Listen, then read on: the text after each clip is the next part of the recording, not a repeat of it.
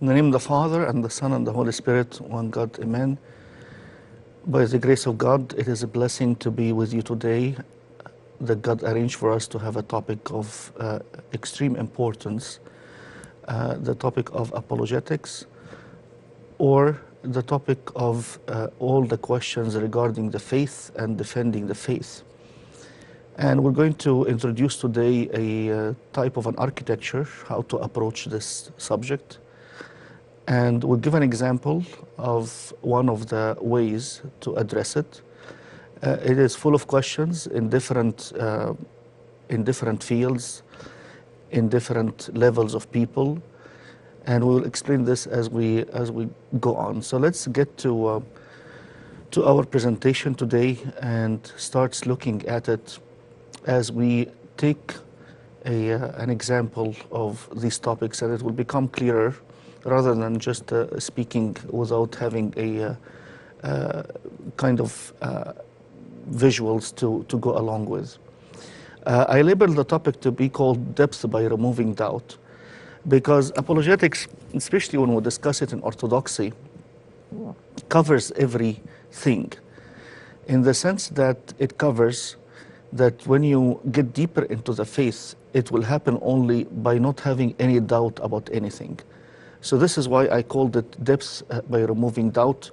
And the topic we'll take as an example today to discuss is Christianity man-made?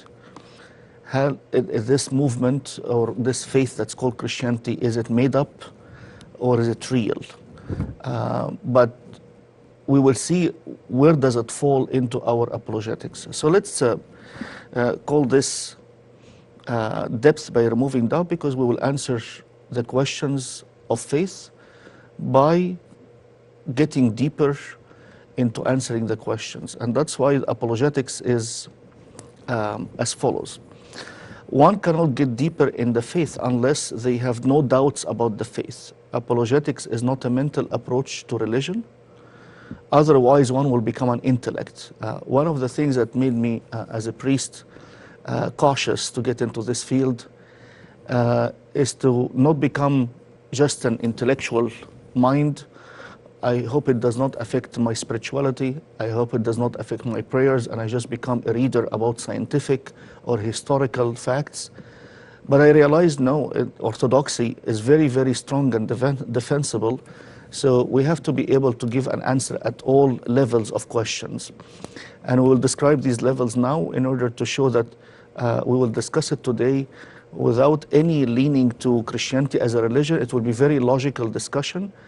And I will present to you the umbrella or the framework in which we approach apologetics. But to tell you that we don't become just pure non-spiritual people when we discuss the subject. However, the audience, we have to address it to them not as if they are people of faith. And this is what I will do today. I'll present as a scientist or a historical without using any religious effect or any religious influence. But I wanted to let you know that it is very, very matching every Christian. Because of this verse, we have to get into apologetics. But in your hearts, revere Christ as Lord. Always be prepared to give an answer to everyone who asks you to give the reason for the hope that you have, but do this with gentleness and respect. 1 Peter 3:15. So this verse tells us that you have, if we can get back to the verse to see it together, but in your hearts revere Christ as Lord. So we have to honor Christ as our God. However, people outside the faith, you have to be able to answer them in order to comfort them. Always be prepared to give an answer to everyone who asks you to give the reason for the hope that you have. Number 3, but do this with gentleness and respect. Don't fight. Don't fight with youth who come and challenge the church. Don't think they are people who are not good people, or questions are increases the faith, not decrease it. Because when somebody is challenging, if he's not in the faith, he's increasing yours, because you have to find the answer. If he's somebody in the church, then he's anxious and he wants to find the answer, and this will make him more love the church. And this is something we have tried in our church very over the years, and the youth now are taking over to answer the questions with their colleagues in the universities and so on. So let's get back to this main idea. We cannot get deeper in the faith unless we have our doubts answered. So parents, when your children ask questions, this is very encouraged, and don't be alarmed by this. The other thing is that it is mandatory for us from the Bible, always be prepared to give an answer. An answer here in Greek is apologia, which comes from the word apologetics, an explanation, a defense to everyone who asks you to give the reason for the hope that you have, but do this with gentleness and respect. So going back to our slides, we will see here that I divided the apologetics into 4 levels.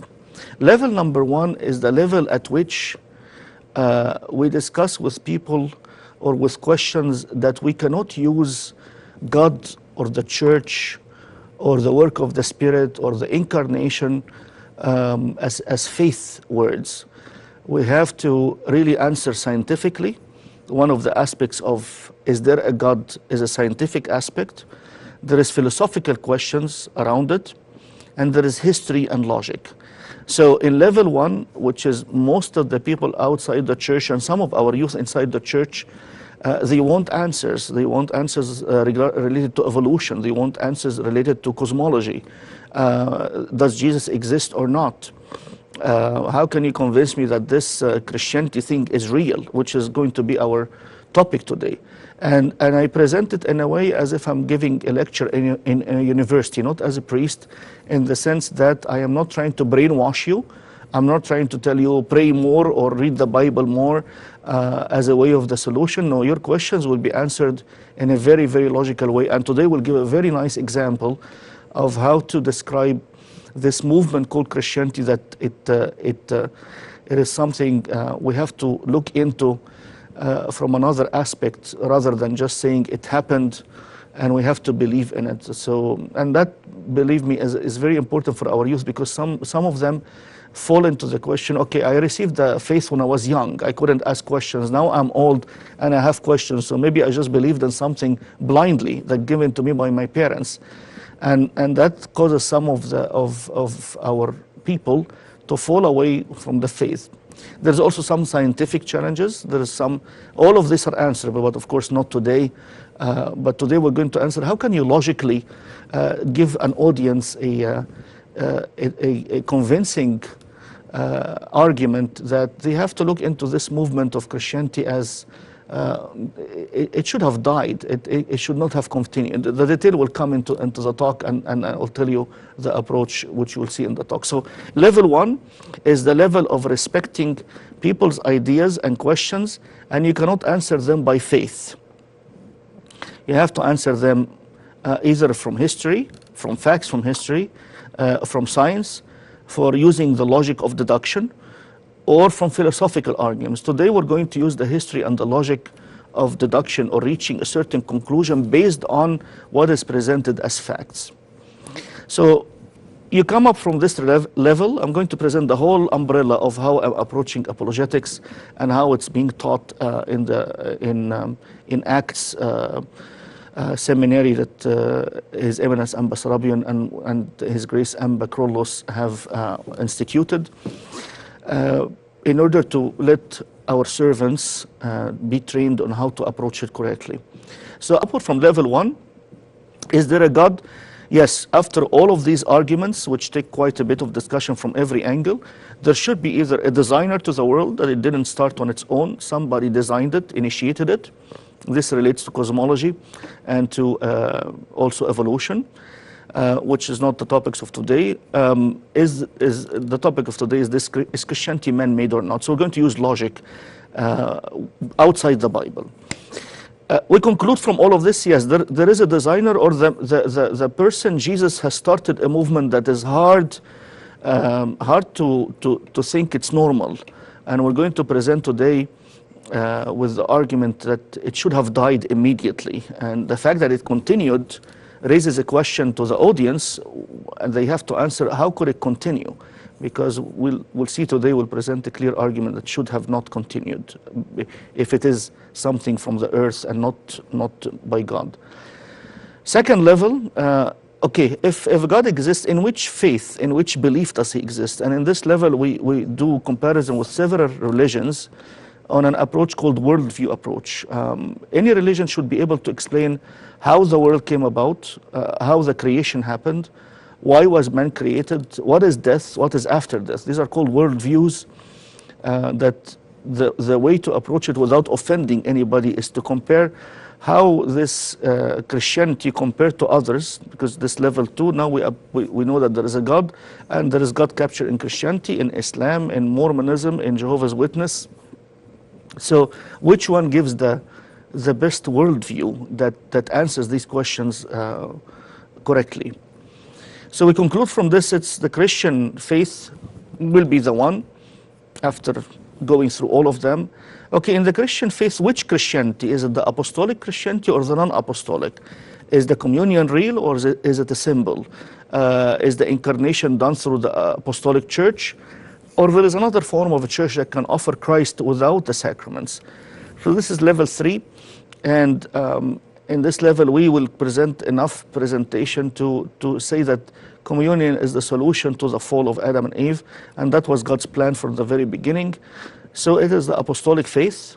Again, I'm saying these are statements now, but there is several lectures that cover all of them very convincingly.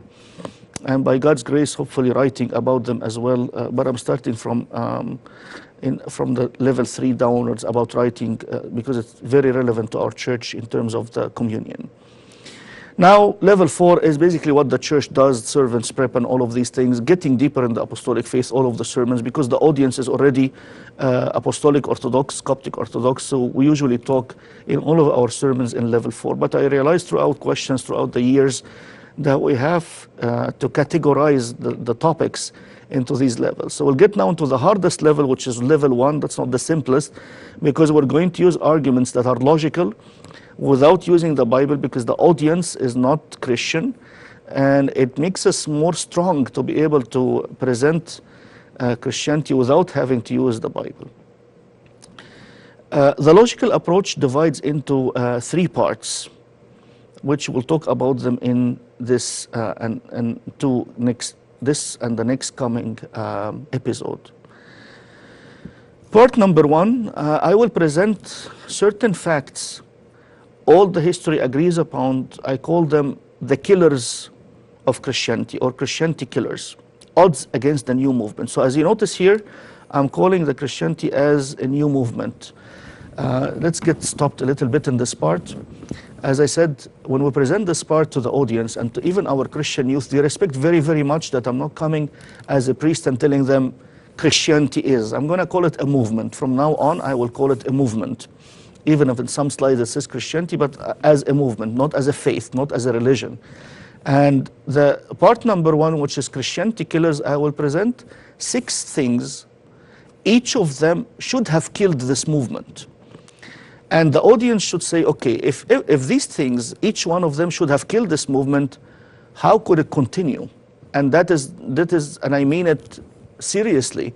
And each one of them should have ended the movement and should not have continued and should not have succeeded. So the presentation is basically stacking up the odds against the success of this movement and saying, okay, if all of these should have killed it and it continues, that raises a very, very big question that probably this movement is not just an earthly movement. But I don't start by this. I will let you conclude that I will present a compelling case to show that Christianity or the movement had killers that should have killed it, and they are all very strong, but it didn't die. So we'll present it in detail to understand by your own that, yeah, the probability that this movement succeeded is 0. It should have died very, very early.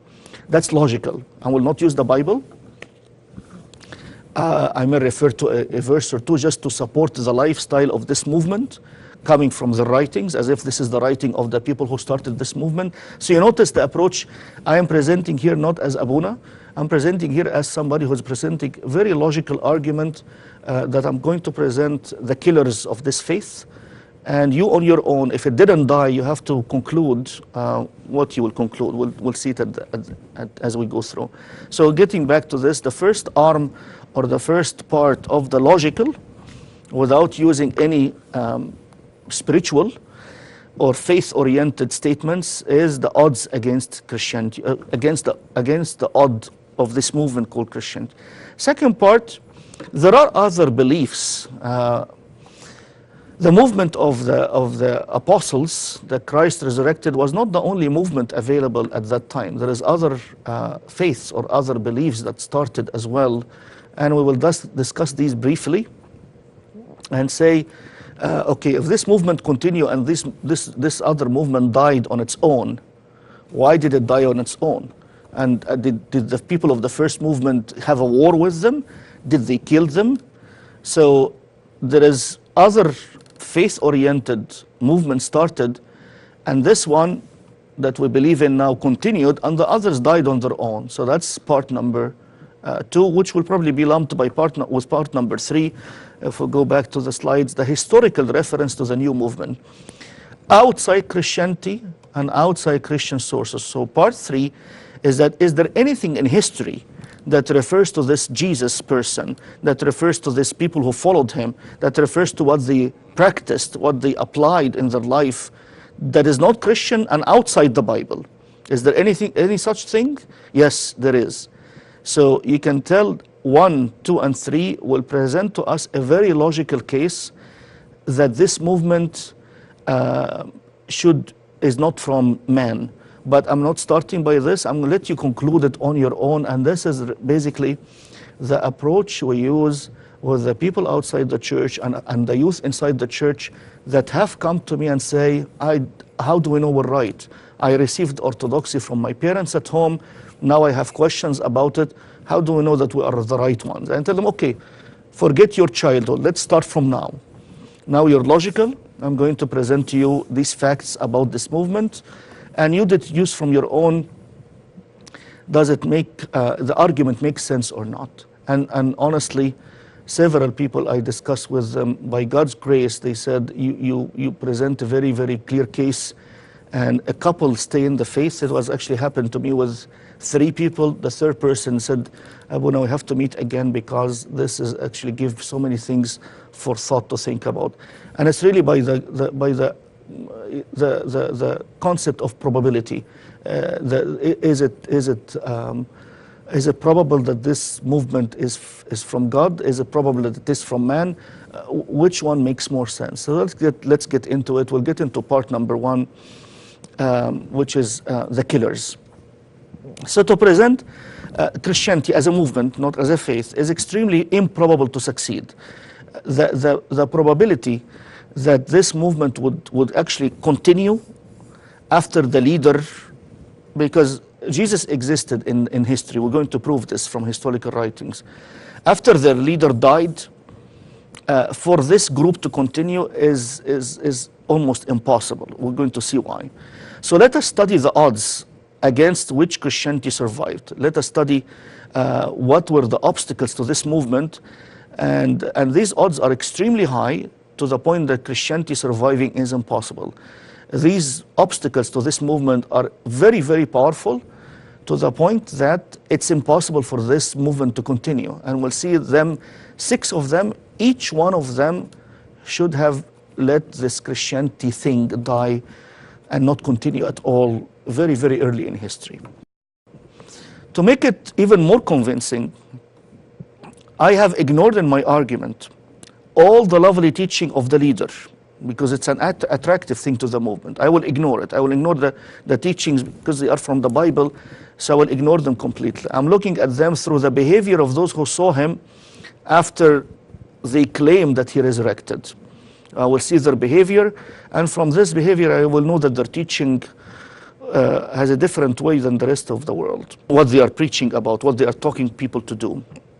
I will ignore also all the Old Testament, all of the evidence of the prophecies of the Old Testament that are fulfilled. So that is a very, very strong evidence. But because I'm not using the Bible at all, because somebody says, don't use the Bible. I'm not only talking about the New Testament, but also the Old Testament. Don't use the Bible at all. So I will ignore in my arguments using what Jesus was teaching, because I will prove in my argument that Jesus existed from history, from the sayings of people outside the church about him, outside Christianity completely. I will ignore also the Old Testament prophecies, because this is very, very strong evidence for Christianity. So I will leave these out in order to tell you I will not use faith-based argument, I will use logic-based argument. Okay, so we're going to mention obstacles or odds against this movement. The first odd, or the first obstacle to this movement to succeed, is the message itself. What is the message of this movement? God became man. We know it's out of love for us, but God became man. So that's very difficult to begin with. And was crucified. Okay, so your God is very weak. He was a criminal, he was crucified. And rose from the dead. That is now completely bogus, completely very, very daydreaming. And ascended back to heaven. So even if I ask you to show him to me, you will say, no, he left, he's up in heaven. So I'm trying to show here that Christianity message itself is extremely difficult to believe in. So as a conversation between two people, person A and person B, person A would say, where is Christ? Person B, he ascended, so you just have to believe me. And one of the writers of this movement says, he calls it the foolishness of the gospel in his epistle to a group called the Corinthians. Yeah, it's foolish. It really doesn't make any sense. So the biggest obstacle to the movement is what the movement is talking about to begin with. It's hard to believe. It's hard to be convinced with this. Let's continue for this conversation between person A and B again. So why should person A back says, why should I believe it? Because person B tells him the resurrection. People saw him after he resurrected. Those who saw him behave different.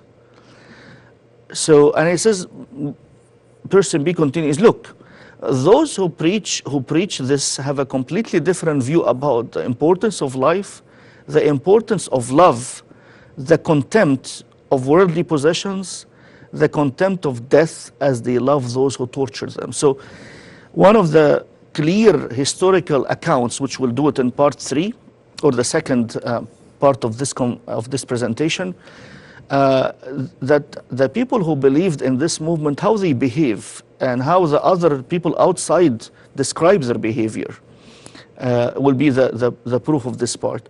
But we know here that those who believed him, they don't care about the belongings of life much. We'll see this in one of the Lucianos, the writing of Lucianus, who was a Greek comedian or satirist who made fun of this movement. But as he's making fun of it, we will see amazingly how the people following this movement behave. And I will remind you in his writings that this is an amazing proof from outside the movement to describe how the people inside the movement are behaving. And you can notice I'm calling it a movement in order not to feel that I'm spoon-feeding you Christian faith. This is the way a lecture in an audience that that is not faith-based should be.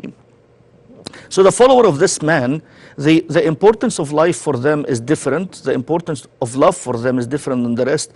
They don't care much about the worldly possessions, and they don't care at all about death. And they are praying for the people who were torturing them. This is historically documented about them. From non-Christian sources, there is lots of Christian sources, like Eusebius of Caesarea, but I will not use him, I will use non-Christian sources. So odd number 1 is that the message itself, let's go back, the message itself is difficult to believe in. Their leader, a god, became human. Now, this sounds like Greek mythology. And this human was crucified, so this is very weak. But he resurrected and he ascended. So the resurrection part is very iffy because now if I say I want to see him, you'll say he ascended. So that's a very convenient argument for you to say that he's not here because he ascended. So odd number 1 itself is a killer of the movement. Just to begin with, people when they hear it, they will leave you in the middle of the conversation. That's very, very a killer of this movement to begin with. Odd number 2, the way the message is being spread. If you want to spread a message, there are 3 ways to spread a message. Secretly with deceit, fool people deceitfully. spread the religion in a cunning, lying way, because you have to deceive them. If they say that he resurrected and he didn't, then they have to spread this in a way of lying. Because did he resurrect or not? I'm going to prove that to you that he existed. So just believe with me for now that Jesus existed. As a man, there was a man called Jesus from writings outside Christianity. So he existed. Now the part, did he resurrect or not? So the people who are after him say that he resurrected. There is two options for them. Option number one, he really resurrected.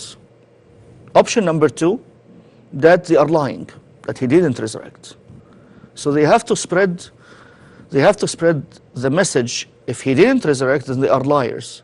Then you have to spread the message in a very sneaky way, because they are spreading something. They are spreading something. They know it's not true. So there has to be a trick to spread it. So there has to be deceit. There has to be lying, deceit, to deceive the people. We saw him resurrect, and he didn't. The other way to spread the message with power and compulsion, to force the people to believe it. So he didn't resurrect, so you lie, or you have another tool, or both of them together, that who don't believe you, you kill them. You force them. You put taxes on them. You just somehow make them be afraid, and they have to follow you. The third way is openly, with you being convinced with it and tolerating what happens to you. So let's get back to this argument. So if the apostles or the followers of this man were lying, because if he didn't resurrect, they are liars. Because all of what they say, that he rose again on the third. This is the whole core of the message. This is a fact known historically. This not of course this is the message of the Bible, but this is historically known, that they say that their leader is God because he resurrected on the third day. Everybody knows that this is the message they are spreading. So he didn't resurrect, so they have to lie and find the way to spread it. So they have to lie to people. There must be a type of people that are very, very sneaky and lying and find a way to spread it. Or they have a way of torturing people if they don't believe. So this is how you have to believe in them, otherwise there is consequences. Of course, knowing them, who they are, they don't have any such a power very early in the Christianity. Of course, I'm not talking about later in the Middle Ages or the Crusades. I'm talking about immediately after Christ's resurrection and Christ's ascension and the Pentecost. These are events we know from our faith, but at least let's say a couple of months after claiming that he resurrected. Third part, I will say it, and I will tolerate whatever happens to me. So we stop here very, very importantly at a point. If I preach that he resurrected and I know it's a lie, would I die for this lie? I know I'm lying. And somebody says, if you don't leave this faith, I'll kill you. And not only you, but there is other 12 and there is other 70 saying the same thing. And we know, except for St. John, that they all were executed based on this message. So if I am preaching a lie, would I die for a lie? Islam, for example, they preach something, they believe it's true. So they die for something they believe it's true. But if Christ didn't resurrect and the apostles believe it's a lie, they know it's a lie, would they die for it? That would be completely non-logical, that you die for something, you know it is a lie. So why would somebody start a religion? Well, there's a reason for starting a religion. There's money and there's power, because you are controlling people if you start a religion. Now, let's see from the behavior of the disciple, did they make money? Did they have power really to control the people? Did they really hold on to life so strong? Did they put people under subjection? In fact, we know from the historical account, from the historians, not from the Bible even, we know for sure from the Bible, but again, as I said, to bring a logical argument, we're not going to use the faith-oriented. We're going to use the logic. So think about it. If I'm inventing a lie that somebody died and I saw him resurrected, comes all the way to the point that I would die for it, impossible. If I'm psychologically unstable, maybe, but it's not about 12 and 70 people all unstable to die for something they know for sure as they are dying that he is God because he resurrected and they saw him resurrected. So that's the third option they used. They didn't use deceit, They didn't use power or compulsion, enforcing. They used, we'll preach it, and whatever happens to us happens, because now we saw him. So logically, the important part, they used the third option because they know that it is true. Because if it was false, Ray would not die for something. They know it's a lie. Nobody really dies for something he know that he invented. He would do whatever to say, no, get out of it. If it's just prison and maybe he'll get his money later on, fine. But it's death. When it comes to death, you cannot die for something you know that you invented and it's a lie thing. That's a very, very important thing, especially when we compare to martyrs in other faiths. Once these faiths got traction and they grew, they became a faith on its own and without discussing its roots. So people know that these facts are true and they die for it knowing it's true. Now we're talking about the inventors of the faith to begin with, the inventors of the moon to begin very, very early in Christianity. All of them died disgusted with money, disgusted with power, from their attitude, from the writings about them. They go to death singing hymns and joyfully. That is a very, very important, compelling argument that the faith itself is hard to believe in, but you're spreading the message about it in a very peaceful way. So you don't have a chance to succeed. So getting back to the presentation, obstacles to the message spreading openly. There is no political correctness where you can freely speak of Christ. Number two, the religious opponents are the Jews. The intellectual opponents are the Greeks. And the political opponents are the Roman Empire. It became fierce religious opponent also. So as you're starting to preach this fact that you believe in, you are in an environment that's very, very hostile, very against you. Three strong powers against you. The religious opponents are the Jews. You're inventing something that they feel it's a false, and this Jesus is a scammer, and we need to kill this thing in the bud and get rid of it. So these are opponents that will persecute this movement, and they did. The second ones are the intellectual. What you're talking about a God becoming human and dying and resurrecting, doesn't make any sense, and they have their own intellectual stories to challenge this. And the third ones are the political opponents. The people in power are the Romans. The Roman at the beginning, very early, did not care much, but then Nero started to turn against them. This is the first Roman emperor that he started to fiercely kill the Christians and use them in a very torturous way in the empire. And the punishment is either severe torture, imprisonment, or death, or of course the three of them together. You cannot sue any one of any of those. So we don't have any voice. As we'll see from the historical accounts, that these people were put into persecution and being killed and beheaded right away. So you have obstacles to spread the message. It means you're putting your life in danger. And sure enough, all of the beginners of the movement, they were all executed. Except St. John, we know that he was exiled, which is after torturing him, he was exiled to Patmos. Examples of invented religions at that time. Is there people who started religions at that time? Yes. There is account for them. There is a couple that are mentioned by Josephus the historian, and they happen to be mentioned in the book of Acts, chapter 5. But I'm going to use Josephus because we're going to use all history here. Historians, not the Bible. So Theudas and Judas from Josephus, his major composition called Antiquities of the Jews, or for short Antiquities.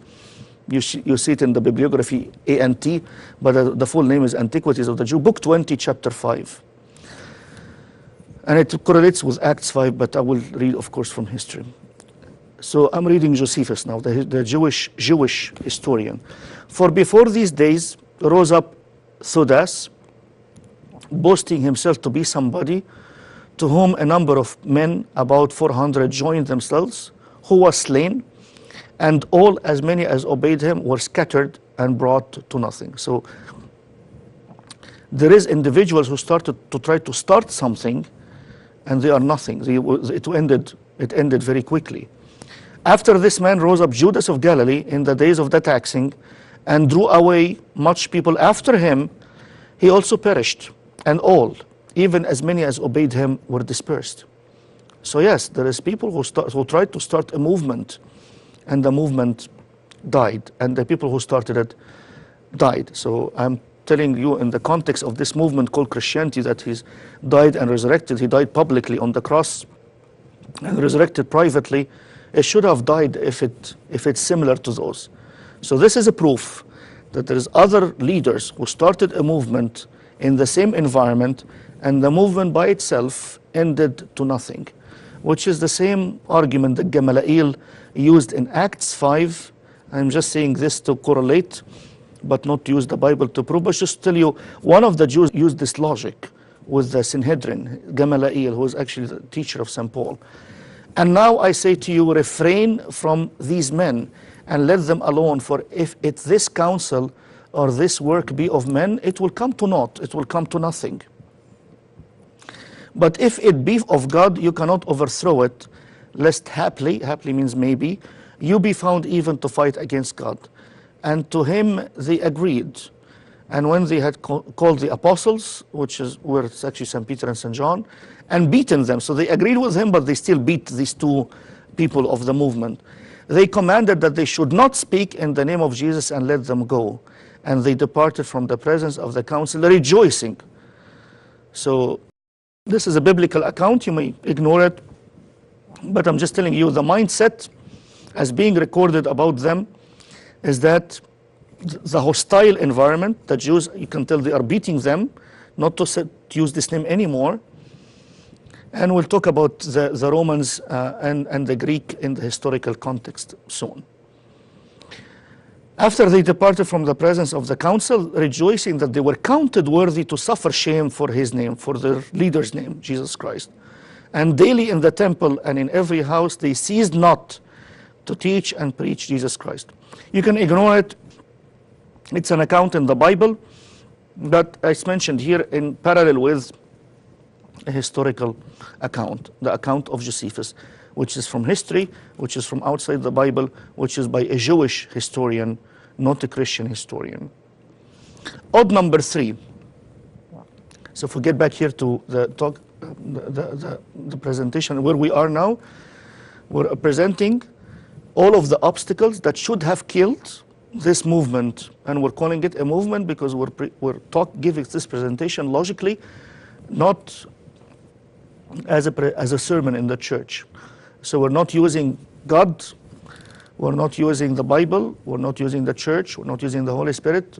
We're presenting here what I call the logical or the probabilistic approach that presents certain facts, and we say, okay, is there any way for this movement to continue based on these evidence and these obstacles? And you will find for yourself that it's impossible for it to grow. I just presented 2 so far. The first one, the message itself is hard to believe, let alone for it to grow. Second, the way of preaching the message has no chance of growing in the middle of the enemies you have.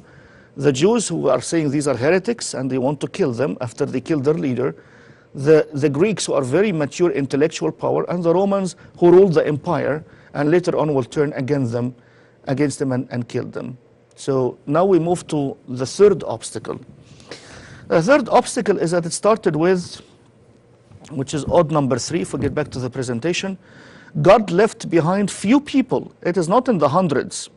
82 per some believers. 82, I mean the 12 plus the 70, 12 disciples and the 70 apostles. And remember, they speak openly, they don't use any power, and they don't use any lying. They just say, he is no longer dead, we saw him.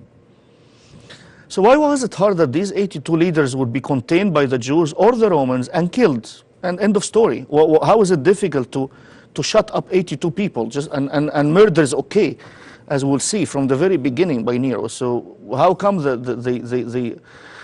after their death it continued? And because they all were executed in the 1st century. How come they survived without any weapons except their speech and loving actions? So there's no call for war after they got beaten as it said, Josephus present to us that anybody who started a movement, they were subject to death, and all of the followers were subject to death. So how did this did not stop the propagation, the growth of this movement? The leaders themselves who claimed they saw him are dead. How come when some of them were murdered, the others didn't run away and get weaker, or at least decide to use swords and fight back? None evidence in the early movement that's called Christianity has resorted to any war or any fight. This only came in the Middle Ages in Europe. But for the longest time in Christianity, till today, it was never holding a sword or fighting back with weapons, at least for sure in the very early centuries. And now we're talking about the very first few years or few months after the ascension of Christ. It is all this. They preach only, and whatever happens, happens. In fact, one of their leaders, he writes and says, "But as he which called us you has called you is holy, so you be holy in every conduct, because it is written, be holy, for I am holy." St. Paul, one of the other converts who converted from Judaism to this movement, he says, I was a very devout Jew, circumcised the 8th day of the stock of Israel, of the tribe of Benjamin, a Hebrew of the Hebrews, as touching the law, a Pharisee, concerning zeal persecuting the church, touching the righteousness which is in the law, blameless. But what things were gained to me, those I counted loss for Christ. Yea, doubtless I count all things but loss for the excellency of the knowledge of Jesus Christ Jesus, my Lord, for whom I have suffered the loss of all things, and do count them but rubbish, that I may win Christ. I'm not saying this as something to believe in God. I am quoting a document that he is saying what I was and what I joined. I lost. In the eyes of my position, I lost. But I consider it garbage just to be part of this movement. I'm writing here a couple of the early movement believers about this, about what they feel they have gained. This man, Paul, I apologize for the word saint at the beginning, just to tell you I'm presenting one of the writers. Because he's part of this movement, this is an example of what he suffered. Of the Jews who fight this movement fiercely, and I was one of them, I used to agree with this type of act. 5 times I received 40 stripes, save one, which is 39. 3 times was I beaten with rods. Once I was stoned. Thrice I suffered shipwreck. A night and a day I have been in the deep, in the sea. In journeyings often, in perils of waters, in perils of robbers, in perils by mine own countrymen, in perils by the heathen, in perils in the city, in perils in the wilderness, in perils in the sea, in perils among false brethren, in weariness and painfulness, in watchings often, in hunger and thirst, in fastings often, lack of food, in cold and nakedness, besides those things that are without, that are outside, those things which come upon me daily, the care of all the churches. This is his position as a pope. Or as a bishop.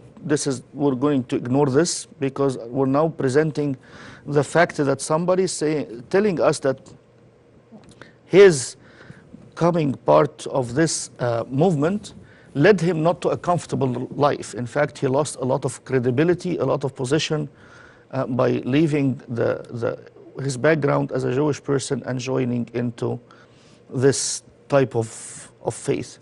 Why did he join it? The Bible tells us he saw Jesus, but I'm not using the Bible account. I'm just saying he switched. It's known for a fact that he switched, and his switching moved him from a very reputable Pharisee, he was a Pharisee, to somebody who's with all of this suffering. And he says, I'm happy. All of this is rubbish. Losing all of this, my position as a follower of the law of my contemporaries, is rubbish, losing it for joining this movement. So I will not say he saw Christ, because this is a biblical account, and here we're presenting a logical account that will let you on your own conclude that he must have resurrected, because there is no way this, with all of these challenges, it would continue, and there's no way somebody joins it and he's his life goes that much down, even to death, and he's happy. How does that make any sense? Why would the one lose something for something? First of all, if he invented it, it would be a lie, and he's suffering the loss of everything to believe in a lie he invented. How would that be logical? Why would St. Paul, why would Peter preach a lie, which is the resurrection, and they lose money, they lose families, they get into all of these tribulations, and at the end it's death, if it's something they invented? That is completely lunacy. This is craziness. And if it's crazy in one, it cannot be crazy in 82 at the same time. And if it's crazy in 82, which is completely improbable, to have 82 people crazy about inventing something and dying for it, all of them, and then letting the other follow. You die for something, you know it's true, or you invent a religion if you get benefit out of it. Benefit of money, benefit of power, benefit of fame, benefit of land. And the account of all of the historians outside Christianity about them, they don't want to have anything in the world. And I'm going to, in part 2, to show you texts that talks about them, ridiculing them, because they are very, very much against anything in the world. This will be part 2 now here. Let's get back to the logical. Odd number 4, back to the presentation, is that these leaders, consider them the popes. I mean, we're talking about these 82 disciples and apostles, at least the 12. These are the popes. When you have the pope executed, the people will feel, how are we going to survive? I mean, imagine these beginners who saw him, they get killed publicly, and they're supposed to be respectable, but there's no respect. They got tortured and killed. And in fact, we know their accounts from history. Peter and Paul by Nero, Mark in Egypt in the year 68. And this is all public, and you're getting the heads and torturing them and killing them. It should have ended. What do the people see in this public torture that ends with death, that makes them want to follow what these people believe in? What are they interested in to follow this persecution, to join it even? Another historian account that James, the early apostle in Jerusalem, was killed. So this is very, very early. Ananias, Hananiah, assembled the Sanhedrin of judges and brought before them the brother of Christ, cousin of Jesus, the brother of Jesus who was called Christ. So this is a historical account that he was called Christ, whose name was James. So this opens our mind. There is, when the history talks and brings these names in, and these names match what we have in the Bible, it gives the historical context and strength to the documents that are in the Bible. And some others, or some of his companions, and when he had formed an accusation against them as breakers of the law, he delivered them to be stoned. Josephus, book number 20, chapter 9. This is history. I'm not reading from the Bible. So somebody called James is called the brother of Jesus by the Jewish historian, and Jesus was called Christ by the Jewish historian. Says that this man Jesus, people called him Jesus Christ, and he had a cousin called James, and this cousin, an accusation was brought against him in Jerusalem, because Ananias is in Jerusalem as a high priest. And always the accusation against these people, they are breaking the law of Moses. We know this even from the documents in the Bible, how they bring it against Paul in Jerusalem. And he delivered him to be stoned. So telling you that all of the early followers, or all of the disciples, or all of the people that Jesus called to his movement have been killed. So how, we have to ask ourselves, how come this movement grows? It is all counterintuitive. It doesn't make any sense. They have no riches. They are tortured. They preach love and peace and do not fight back. God whom they are preaching does not come and save them from death, although they are dying for him. In fact, they die. What is making people follow this faith? They shouldn't. So odd number 5 now, the Roman Empire.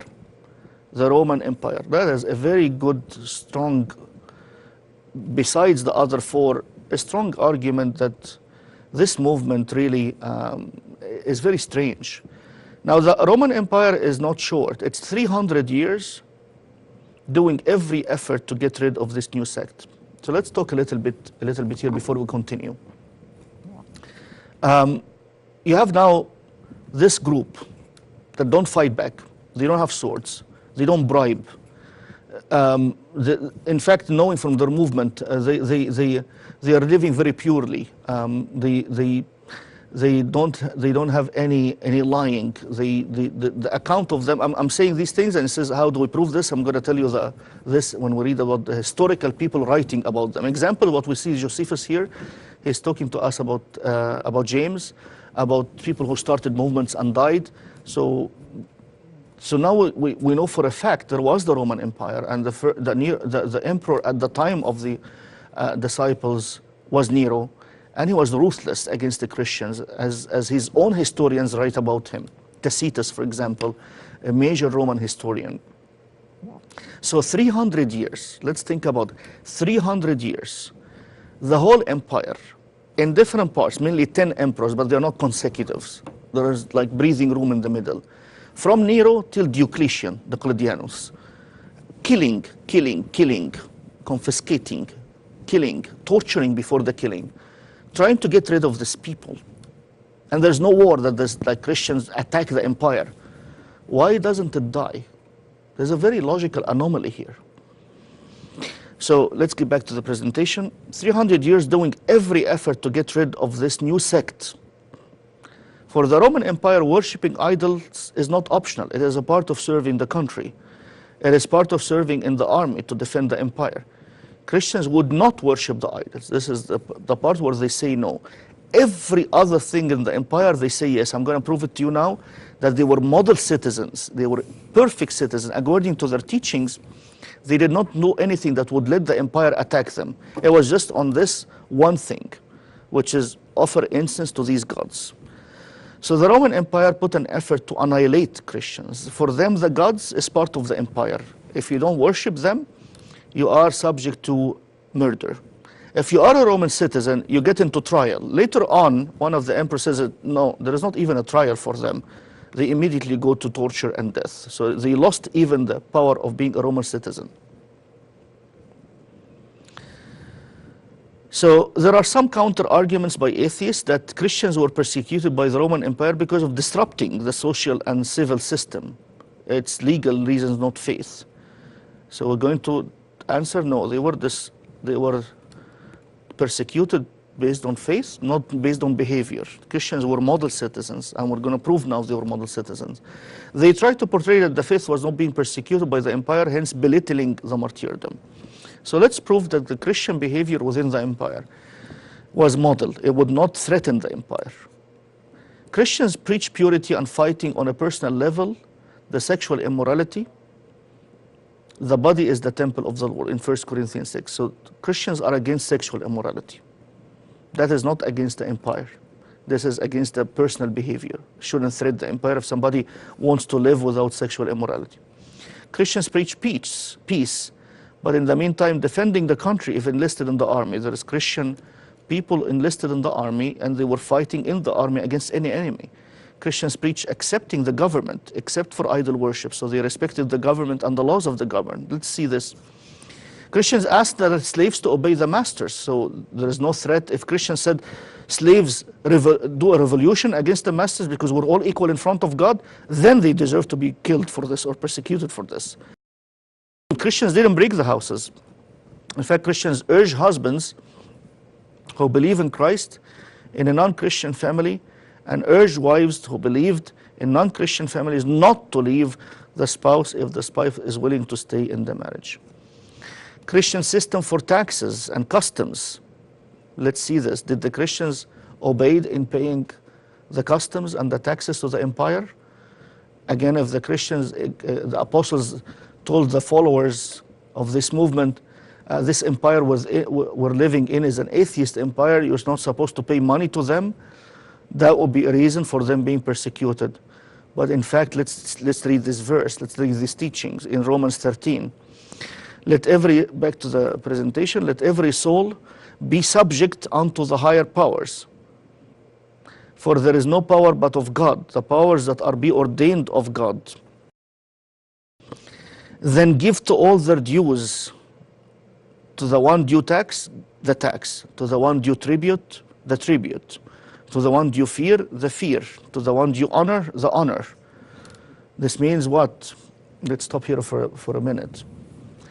Although the emperor is Nero, the Paul, writing to the Romans, living right under the nose of Nero, pay the taxes, give Nero the honor, give the ruler the honor. He is of God. He is now there to protect the empire. All about obeying the emperor. And very much important for obeying the emperor, the financial stability of the empire. So the followers of this movement, no matter what our empire believes in, we have to respect it. We have to obey the laws. We have to obey the government. We have to pay all of what is due on us like every other citizen. We have to be model citizens. The second part, let's going back to the presentation, husbands and wives. Did Christianity encourage divorce if one believes in the family and the other doesn't? In fact, it's the opposite. And the woman which has a husband that does not believe, if he be pleased to dwell with her, let her not leave him.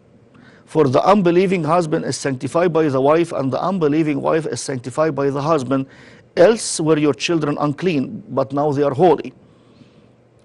But if the unbelieving depart, let him depart. So you cannot deny your faith for the sake of he staying with you or she staying with you, in case you're a man, and the first case in case you're a woman. But if you believe and he doesn't, but you're willing to continue in the marriage, stay. It doesn't say leave the person or shun him out. The shunning concept is not with us at all, which is existing in other beliefs that we'll not get into it now. To shun the person if he's not part of you. We don't have the shunning in Christianity. That would be in other faiths. Sometimes the shunning reached the point of murdering the unbeliever. Shunning him means basically consider him non-existent. Even if he lives with you in the same house, just treat him as if he doesn't exist. This movement says exactly the opposite. Stay with the person, even have children with the person, and your marriage is holy. Although one of you did not join Christianity, but your marriage is holy.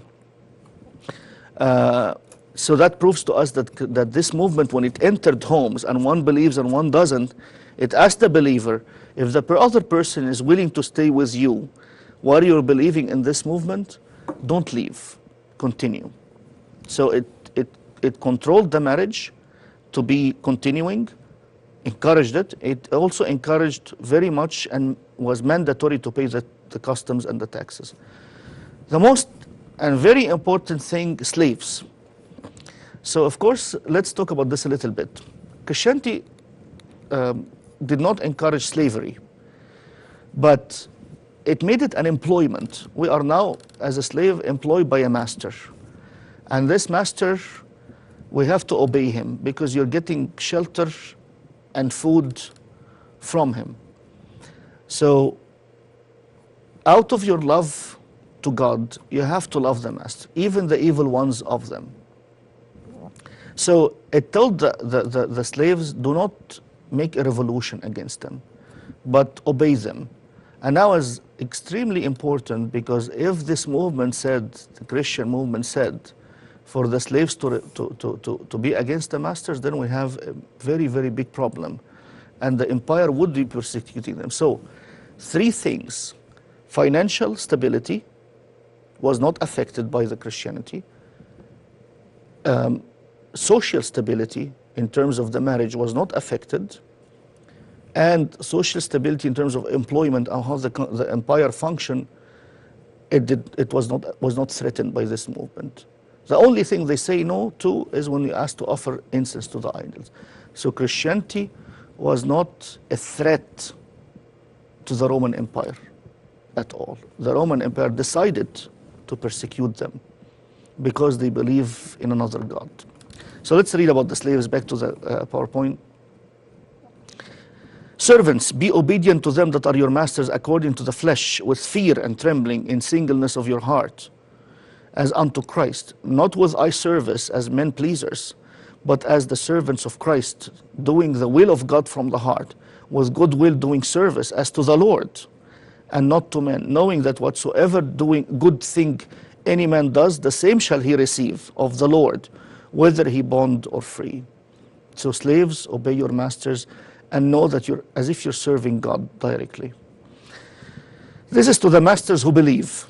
And you masters do the same things unto them, forbearing, threatening, knowing that your master also is in heaven, neither is there respect of persons with him. So when masters are Christians, telling them, okay, now since you're a Christian, be careful the way you treat your slave. So this new movement respected the fabric of the empire. They are truly model citizens, economical fabric, the customs and the taxes, the family fabric, the marriage, the social cohesion, and the master-slave fabric, which is the employment and the social fabric. Yet the Roman Empire, based on hating this higher moral code, decided to remove the Christians, and without any laws to prevent them. So let's get back to this conclusion. You have this now in front of you. With all of these things against it, it should have died with the first Roman emperor, Nero. Should have been able to take control of it, kill them all, and it's finished. So let's get back to this talk. Given the following, Christ is not here, he ascended. Christians have no army to fight back. They are just people. They are ridiculed all the time due to their beliefs and the way of pure living. What is expected? The first Roman emperor will have no problem to kill them all, and that is it. Christianity, sayonara, bye-bye. It's over. This movement is done as Theudas and Judas.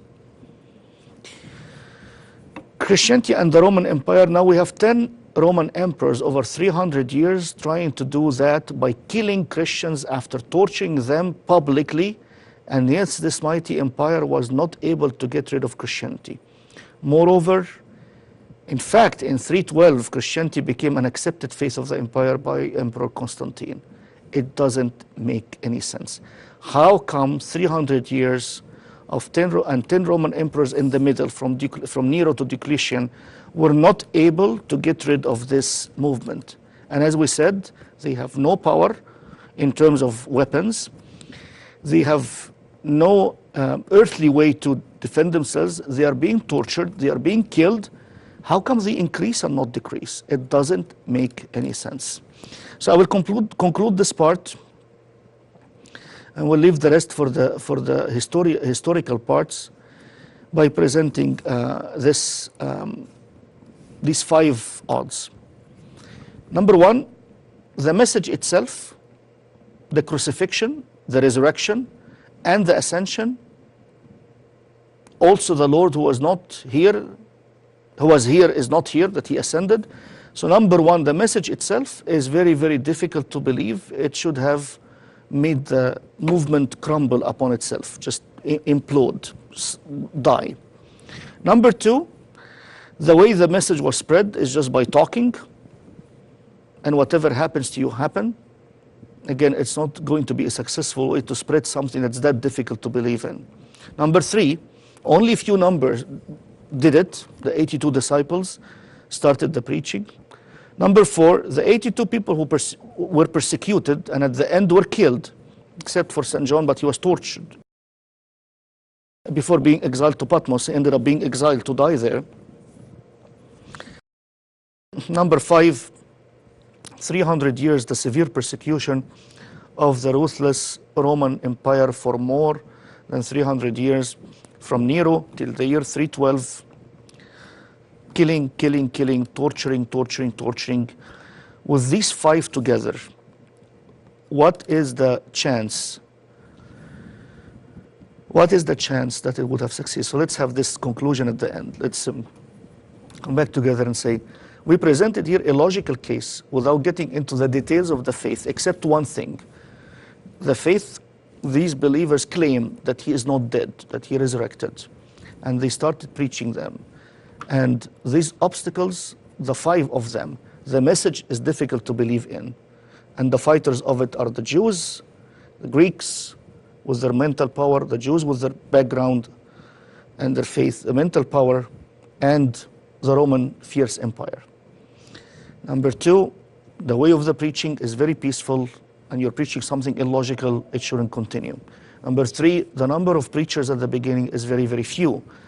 And this is the top of the movement. So number four, when they all die, it should crumble, it should die. The believers, these who are really very powerful speakers who claim they saw him died. And we say that now, if they are liars and he didn't resurrect and they said that he did, they should have been easily taken care of.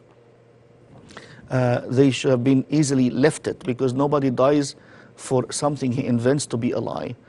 And this is a very strong argument. People die for something they know it is true. And they know that they saw him, and that's why they were able to face death happily.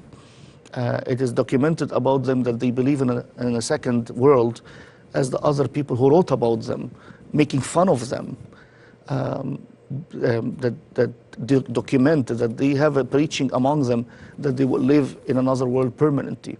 So this tells us from outside the church what the behavior of these people was. And as I said, that's why I didn't use the Bible, and didn't use historical sources, to make it completely logical. So with these 5 obstacles, what is the chance for Christianity to succeed?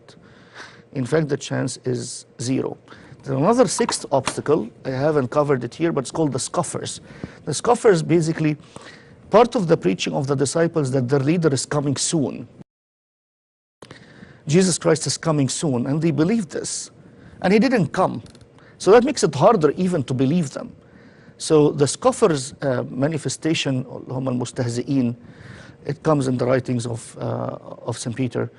But logically, it's concluded that they're saying he's coming soon, we have another world with him, and people say, where is he? Where is he? So they added another 6 obstacles for it's harder to believe in them. So it is a very, very strong argument, and I'm presenting to you what is called the probabilistic argument.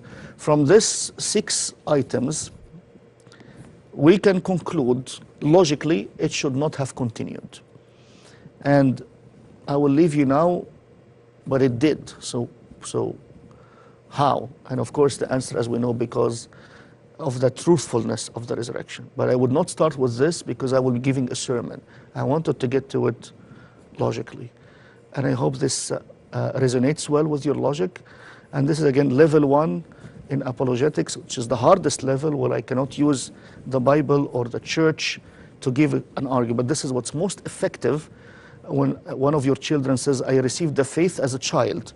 I just was spoon-fed. I was brainwashed by my parents. Maybe it's not the right one. And I tell them, okay, let's start from the beginning. And I present this very, very helpful for them to conclude on their own that what they are in is truthful. Also, for outside the church, we here have not used or claimed any book or revelation or anything. I'm just presenting from history a case that would let the listener just stop and says, yeah, there's something weird here. This is what I want them to put into their atheistic mind, to think about it. Yeah, there is something not normal here. With these 6 odds, how would this movement continue? We'll see you in another session to talk about the historical accounts from outside the historical writings and outside the Bible that would help us more prove that this Jesus existed, his disciple existed, and what they believe in from people talking about them. See you in the next episode, and pray for me. Glory be to God the Father, the Son, and the Holy Spirit, one God. Amen.